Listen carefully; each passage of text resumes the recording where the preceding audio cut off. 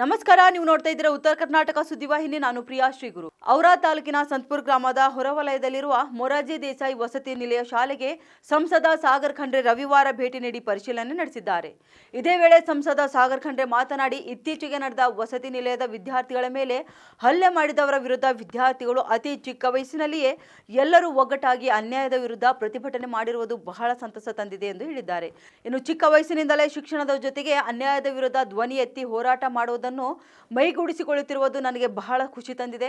ಈ ಘಟನೆ ತಿಳಿದ ತಕ್ಷಣ ನಾನು ಮತ್ತು ನಮ್ಮ ತಂದೆಯವರಾದ ಸಚಿವ ಈಶ್ವರ್ ಖಂಡ್ರೆ ಅವರು ಅಧಿಕಾರಿಗಳ ಜೊತೆ ಮಾತನಾಡಿ ಸೂಚನೆ ನೀಡಿದ ಮೇಲೆ ಎಲ್ಲ ಹಿರಿಯ ಅಧಿಕಾರಿಗಳು ಭೇಟಿ ನೀಡಿ ಹಲ್ಲೆ ಮಾಡಿರುವ ವಾರ್ಡನ್ ಮತ್ತು ಪ್ರಾಂಶುಪಾಲರಿಗೆ ಈಗಾಗಲೇ ಅಮಾನತು ಮಾಡಲಾಗಿದ್ದು ಹೊಸದಾಗಿ ವಾರ್ಡನ್ ಮತ್ತು ಪ್ರಾಂಶುಪಾಲರು ಸೇರ್ಪಡೆ ಆಗಲಿದ್ದಾರೆ ಎಂದು ಹೇಳಿದ್ದಾರೆ. ಬಳಿಕ ನಿಮ್ಮ ಜೊತೆ ನಾವಿದ್ದೇವೆ, ನೀವು ಇನ್ನು ಮುಂದೆ ಹೆದರುವ ಅವಶ್ಯಕತೆ ಇಲ್ಲ, ನಿಮಗೆ ಏನಾದರೂ ಸಮಸ್ಯೆ ಇದ್ದರೂ ಕೂಡ ನಮಗೆ ತಿಳಿಸಿ ಎಂದು ವಿದ್ಯಾರ್ಥಿಗಳ ಜೊತೆ ಚರ್ಚೆ ನಡೆಸಿದರು. ಚಿಕ್ಕ ವಯಸ್ಸಿನಲ್ಲೂ ನೀವೆಲ್ಲರೂ ಒಗ್ಗಟ್ಟಾಗಿ ಸಂಘಟನೆ ಮಾಡಿ ನೀವೇನು ಪ್ರತಿಭಟನೆ ಮಾಡಿದ್ದೀರಿ ಎಲ್ಲ ಅನ್ಯಾಯ ಆಗ್ಲತ್ತ ನಂಗೆ ಬಹಳ ಚಲೋ ಅನಿಸ್ತು. ನೀವು ಚಿಕ್ಕ ವಯಸ್ಸಿನಲ್ಲೇ ನೀವು ಮಾಡ್ಲತ್ತೀರಂತ ಅವೇರ್ನೆಸ್ ಎಲ್ಲ ಎಷ್ಟು ಚಿಕ್ಕ ವಯಸ್ಸಿನಲ್ಲಿ ಎಲ್ಲ ಹುಡುಗರಿಗೆ ನಿಮ್ಗೆ ಬಂದದ ಅಂತಂಬುದು ನಂಗೆ ಗೊತ್ತಾಯ್ತು, ಚಲೋ ಅನಿಸ್ತು.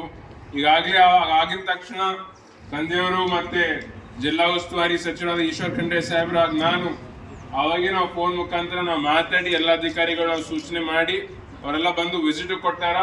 ಅವ್ರು ಯಾರು ಅಧಿಕಾರಿಗಳಿದ್ರು ಯಾರು ತಪ್ಪು ಮಾಡೋ ಅವ್ರಿಗೆ ಸಸ್ಪೆಂಡ್ ಆಗಿದೆ. ಹೊಸಬ್ರು ಕೂಡ ಪ್ರಿನ್ಸಿಪಲ್ ಅವ್ರು ಬಂದಾರ, ಜಾಯಿನ್ ಆಗೋರ ಹೊಸಬ್ರು.